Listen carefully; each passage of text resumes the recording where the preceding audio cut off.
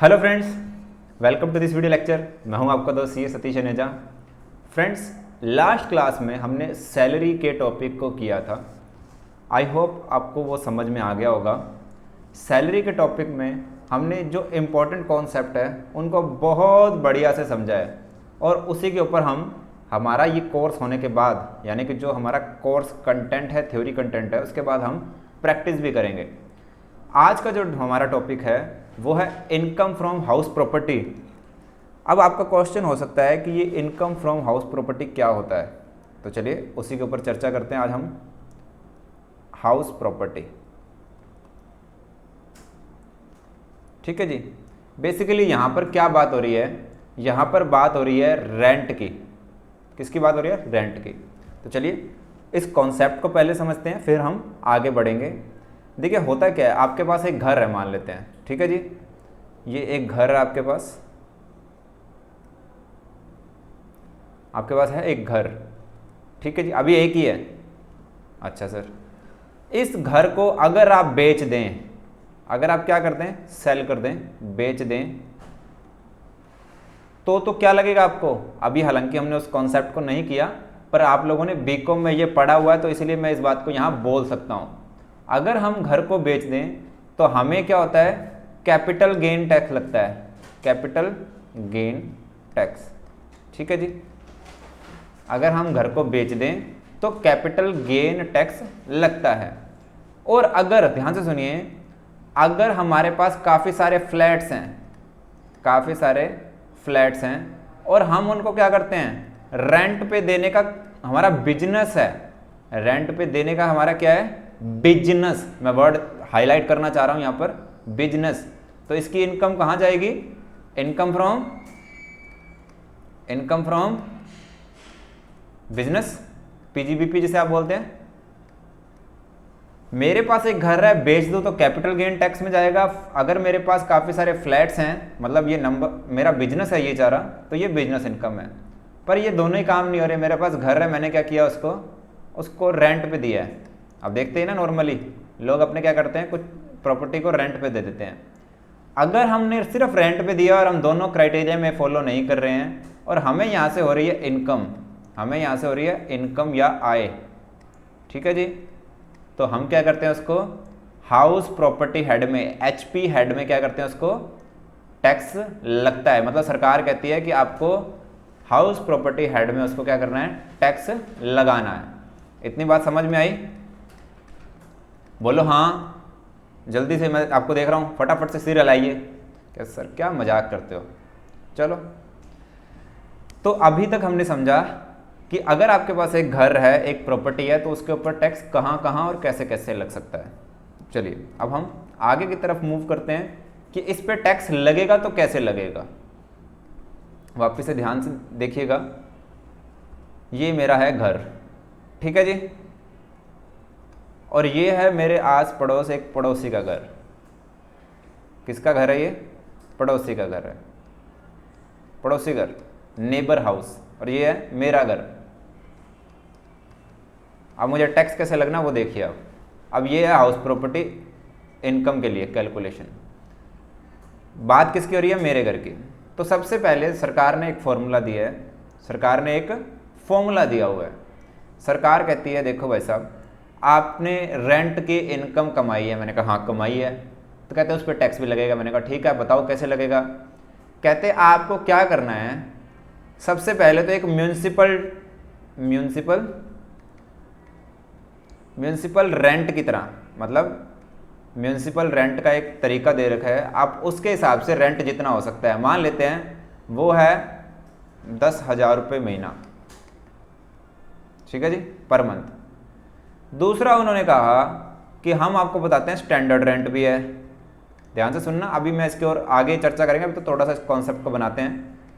Standard rent उन्होंने कहा कि जी है 8,000 रुपीज़ पर मंथ, ठीक है जी। फेयर रेंट भी बताया उन्होंने, फेयर रेंट है 15,000 रुपये। और एक चौथा हो गया जो आपको एक्चुअल में मिला है, एक्चुअल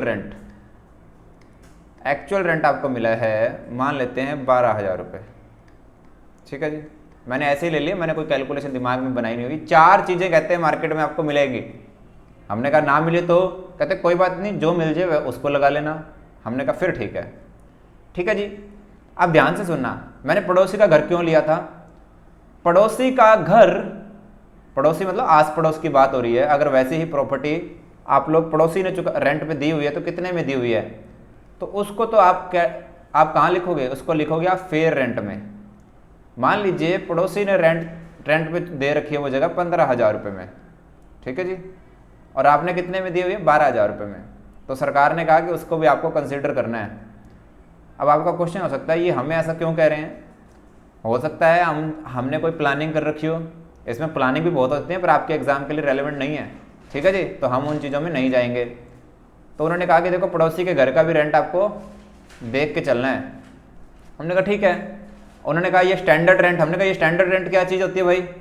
वो कहते हैं स्टैंडर्ड रेंट आपका ना रेंट एक्ट है, आपका एक कानून है जिसके हिसाब से आप उससे ज़्यादा नहीं ले सकते, ठीक है जी। हमने कहा ठीक है, ये क्या है, कानून के हिसाब से, रेंट कानून के हिसाब से, ठीक है जी। अच्छा, ये म्यूनसिपल रेंट क्या है, ये आपके आसपास की जो म्यूनसिपैलिटी के अकॉर्डिंग रेंट जो होना चाहिए वो है।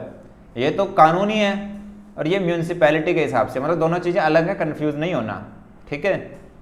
अच्छा, और एक्चुअल रेंट क्या है जो आपको मिल रहा है। क्लियर है बात। हाँ सर, अब हम आगे बढ़ें। चलो, अब ये क्या कहता है, फॉर्मूला क्या कहता है, ध्यान से सुनना। सबसे पहले ये क्या कहता है, ध्यान से सुनना है, म्यूनसिपैलिटी जो म्यूनसिपल रेंट है और जो फेयर रेंट है। स्टेप 1 क्या है, ध्यान से सुनना। स्टेप 1 क्या है, एम और एफ का, म्यूनसिपैलिटी रेंट और जो फेयर रेंट है, जो फेयर रेंट है, इनमें से जो होगा हायर। हायर क्या है, फटाफट से बताइए, 10,000 और 15,000 में से 15,000, ठीक है। अच्छा सर, उसके बाद जो आपका ये हायर आया है स्टेप 1 में, स्टेप 2 में क्या करना है आपको, इस 15,000 को, यानी कि जो आपका हायर आया है 15,000 को कंपैरिजन करना है स्टैंडर्ड रेंट के हिसाब से, स्टैंडर्ड रेंट, ठीक है जी। इन दोनों में ढूंढना आपको लोअर, इन दोनों में क्या ढूंढना आपको, लोअर। तो 15 और 8, स्टैंडर्ड रेंट कितना था, 8,000, तो क्या आएगा 8,000, कितना आ गया 8,000, मतलब आपके पास अब क्या आ गया 8,000 रुपये। ओके, स्टेप 3 क्या बोलता है, स्टेप 3 बोलता है इस 8,000, यानी कि अब जो लोअर आया इन दोनों में से, आपको समझ आ रहा है, पहले म्यूनसिपल और फेयर रेंट का कंपैरिजन करो दोनों में से जो ज़्यादा, उसके बाद अगले का जो ज़्यादा आ गया उसका कंपैरिजन कर दो आप, किससे करा है, स्टैंडर्ड रेंट के हिसाब से। इनमें से जो लोअर आएगा उसका आपको करना है एक्चुअल रेंट के साथ कंपैरिजन, किस उससे क्या करोगे आप, एक्चुअल रेंट के साथ कंपैरिजन, ठीक है जी।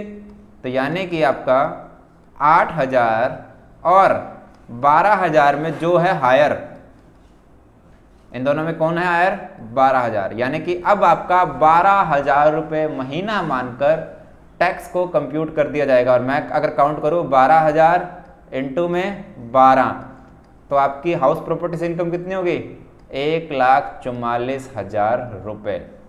ये आपका क्या है, पूरे इनकम मान ली जाएगी कि आपको इतनी कमाई हुई है, ठीक है जी। 1,44,000 रुपये आपकी क्या मान ली जाएगी, GAV, वार्षिक आय, ग्रोस वार्षिक आय। अब इसको आपको डिडक्शन भी मिलेगा 30% का, उसके ऊपर बाद में आएंगे, पर अभी आपकी कितनी इनकम मान ली गई है, 1,44,000 रुपये। पहला कंपैरिजन इन दोनों के बीच में। सर आप इसको 2 नंबर पे लिखते ना, मैंने जानबूझ के ऐसा किया था, ठीक है जी। अब आप चाहे चेंज करके इसको आप लिखना चाहें तो लिख सकते हैं, म्यूनसिपल रेंट और फेयर रेंट में कंपैरिजन, इन दोनों में से जो ज़्यादा, उसके बाद क्या करना है, जो इनमें से ज़्यादा है उसका कंपैरिजन इसके साथ करना है, फिर आ जाएगा लोअर, और थर्ड में फिर ज़्यादा, ठीक है जी। अच्छा सर, क्लियर है बात। हाँ जी सर।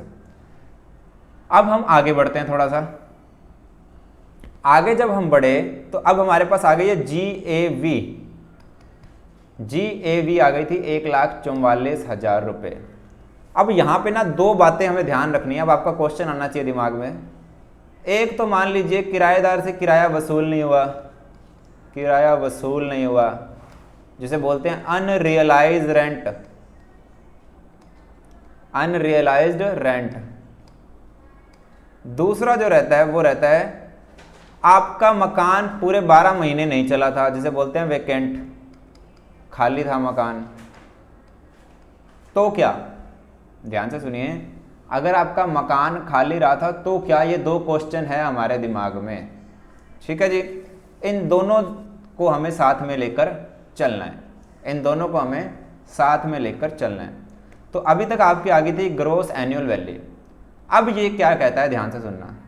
अब अगर ये कहता है कि अगर आपका, ध्यान से सुनना, अगर आपका एक्चुअल रेंट, अगर आपका एक्चुअल रेंट ज़्यादा बनता है किससे, एक्सपेक्टेड रेंट।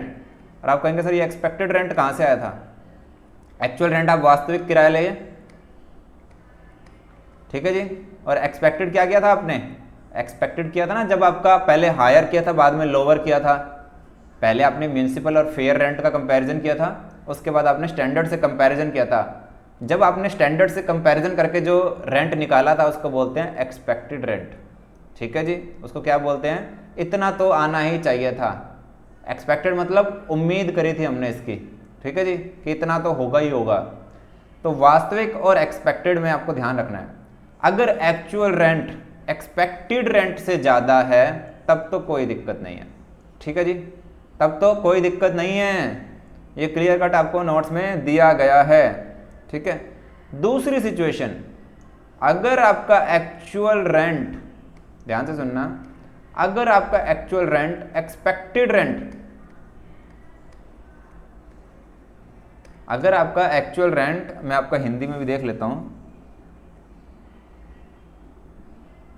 हाँ, अगर आपका एक्चुअल रेंट जो आपका क्या है, वास्तविक किराया है, ठीक है, यही लिखा हुआ है, अगर आपका जो वास्तविक किराया है वो एक्सपेक्टेड रेंट से कम है।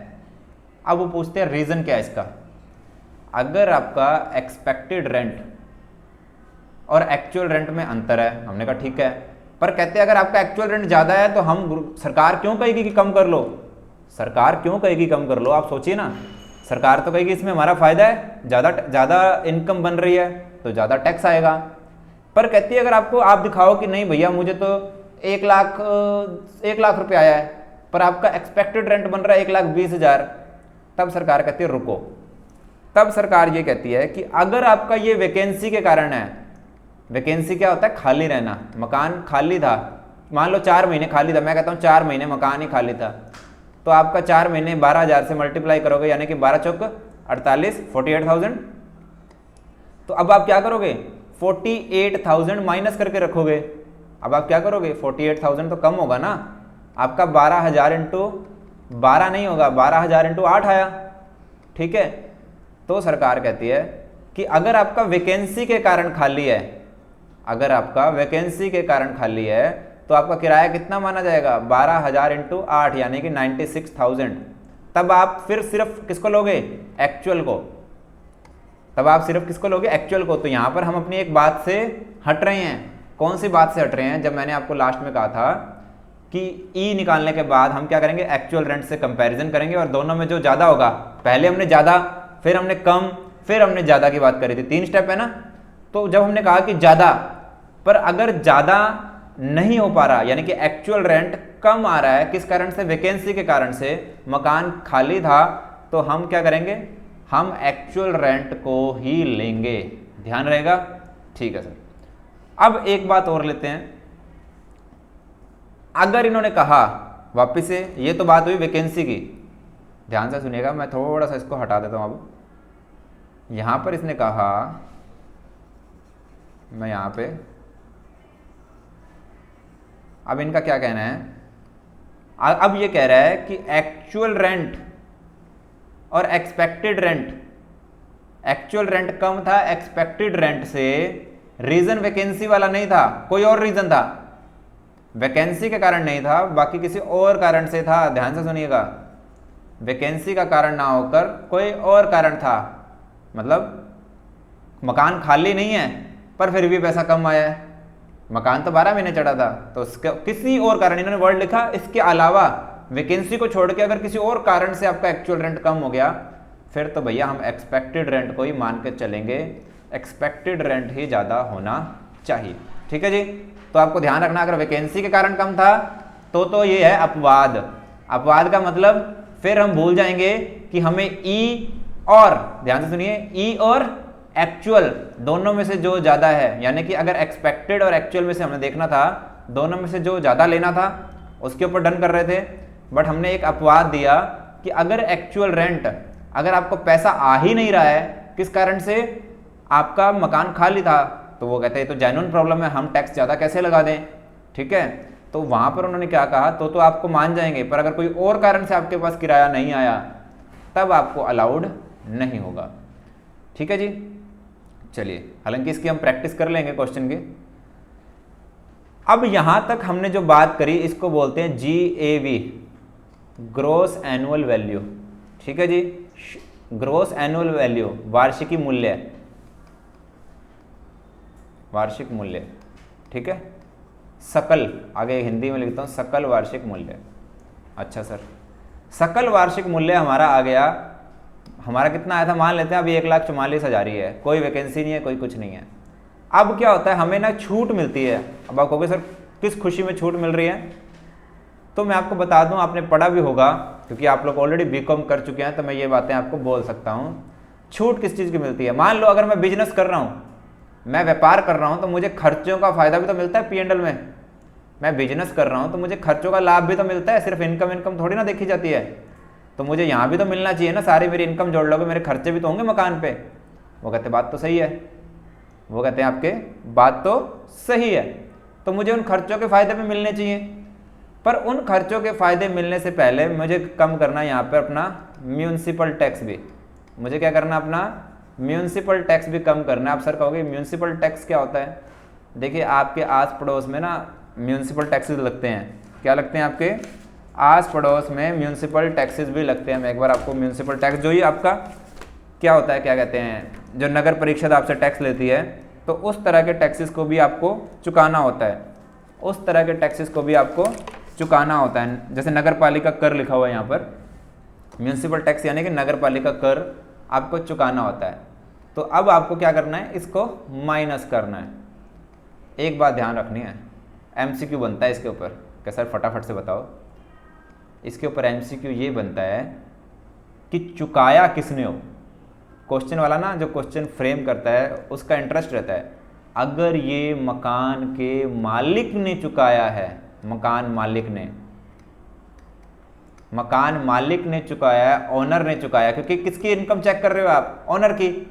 अगर ये मकान मालिक ने चुकाया है तभी मिलेगा फायदा इसका, तभी इसका फायदा मिलेगा। फायदे का मतलब समझ गए, मान लो 10,000 रुपये टैक्स चुकाया था म्यूनसिपल टैक्स, तो 1,44,000 में से आप 10,000 माइनस कर सकते हो, यानी कि अब रह गया आपके पास 1,34,000, 1,34,000। ठीक है जी। अब ये आपके पास आ गई NAV, क्या आ गई आपके पास, शुद्ध एनुअल यानी कि वार्षिकी मूल्य या वैल्यू। ठीक है जी। अब आपके पास आ गया शुद्ध किराया। क्या सर यहां तक खत्म हो गया, नहीं अभी नहीं खत्म हुआ। ये आपको पॉइंट ध्यान रखना, ये स्टार जो हम 5,000 क्वेश्चंस की बात करते हैं ना, ये 5,000 क्वेश्चन में इस तरह के क्वेश्चन आपको ध्यान रखने हैं। म्यूनसिपल टैक्स कौन चुकाएगा तो माफ करोगे, माइनस करोगे, मकान मालिक ने। अगर वो कह दे कि किराएदार ने चुकाया था तो बिल्कुल भी माइनस नहीं होगा। ठीक है जी, ओके। अब NAV आ गई, क्या यहीं तक होगा, नहीं। इसमें से अब आपको जो मैं कह रहा था ना खर्चे अलाउड होने हैं, मैं खर्चों की बातें कर रहा था, तो 30% के एक स्टैंडर्ड खर्चे भी इन्होंने अलाउड किए, 30% के खर्चे। अब आप इस पे क्या करेंगे, 30% और कैलकुलेट कर लेंगे। फटाफट से आप कैलकुलेट कर लो, मैंने आपके लिए यहाँ जगह छोड़ दी है। उसके बाद अगर आपने, अब आती है यहाँ पे ब्याज की बात, ये सारे पॉइंट स्टार वाले हैं, ये क्वेश्चन बनते हैं, इन पे MCQ जब मैं प्रैक्टिस करवाऊंगा ना तब आपको काफ़ी सारे क्वेश्चन आएंगे। इसके बाद आता है खर्चे 30%, ब्याज। अब ब्याज पे ना कई सारे पॉइंट बनते हैं, पर मैं अभी आपको यही बता रहा हूँ, यहाँ पर हम ब्याज को भी क्या करेंगे, माइनस कर सकते हैं। यहाँ पर हम ब्याज को भी क्या करेंगे, माइनस करेंगे। ठीक है जी। अब ब्याज कितना माइनस होगा उसके ऊपर हम अभी चर्चा शुरू करने वाले हैं। तो अभी आपको इतना समझ आया कि सबसे पहले क्या होता है। सबसे पहले अभी मैं इसको इरेज करके वापस से बनाता हूँ। सबसे पहले कंपैरिजन होता है म्यूनिसिपल टैक्स, म्यूनिसिपल रेंट और आपका फेयर रेंट, पड़ोसी वाला किराया। इन दोनों में से जो हायर हो, ज़्यादा हो, तो वो आ जाएगा यहाँ पर। ठीक है जी, मैं स्टेटमेंट बना के दिखाता हूँ आपको। Income from house property, income from house property, इनमें से जो ज़्यादा आ गया। अब उसके बाद क्या होता है आपका, यहाँ पे होता है स्टैंडर्ड रेंट के साथ मुकाबला, स्टैंडर्ड रेंट। ठीक है जी, स्टैंडर्ड रेंट में से अब जो आएगा लोअर, अब क्या आएगा लोअर, वो आ गया यहाँ पर जी। फिर आपका जो फाइट होती है वो होती है एक्चुअल रेंट के साथ। ठीक है जी, वो उन दोनों में से जो आएगा हायर। समझ गए आप, हायर लोअर हायर, इन दोनों में से हायर, यहाँ से जो हायर आया और ये दोनों आया उसमें से लोअर, वापस से हायर। ठीक है जी, यहाँ पर आ जाती है आपकी GAV। अब मैं वैकेंसी और अनरियलाइज रेंट की बात यहाँ पर अभी नहीं कर रहा, वो मैं ऑलरेडी आपको डिस्कस कर चुका हूँ। यहाँ पर आप क्या करोगे, म्यूनिसिपल टैक्सेस को माइनस करोगे। ठीक है जी, उसके बाद आपके पास आ जाती है NAV, फिर माइनस किसको करोगे आप, 30% डिडक्शन को, सेक्शन 24A। और मैंने एक क्लास में शायद जिक्र किया था तो सेक्शन 24B बोल दिया था, तो आप उसको करेक्ट कर लीजिएगा। माइनस अभी क्या होगा, ब्याज, इंटरेस्ट, इंटरेस्ट पे अभी हम चर्चा करने वाले हैं, INTEREST। ठीक है जी, तो इंटरेस्ट पे अभी हम चर्चा करने वाले हैं। तो फ्रेंड्स, ये जो हमारे पास इनकम आएगी इस पे हमें देना होगा टैक्स। तो ये हमारी क्या हो जाएगी, टैक्सेबल इनकम, किस हेड की, हाउस प्रॉपर्टी हेड की। ठीक है जी, तो यहाँ तक हमने इस चर्चा को किया। नेक्स्ट वीडियो में हम इसके ऊपर आगे इंटरेस्ट के ऊपर चर्चा, अगर एक से ज़्यादा घर हो तो चर्चा। अच्छा, उसके बाद अगर हम उसका बिजनेस में साथ साथ घर में यूज़ कर रहे हैं तो उसकी चर्चा। अगर मेरे पास इन्वेंट्री होल्ड पड़ी है, मतलब मैंने उसको क्या किया है, इन्वेंट्री की तरह रखा हुआ है, तो उसके साथ चर्चा, ये सारी चर्चा। अच्छा, एक पॉइंट और भी पूछ लेता है वो कि मकान के साथ प्लाट लगता है आपका तो क्या होगा, और सिर्फ प्लाट हो तो क्या होगा। तो ये कुछ तरह के MCQs आप लोगों से पूछे जाते हैं, जो कि हम अगले लेक्चर में करने वाले हैं। तब तक के लिए टेक केयर, बाय बाय।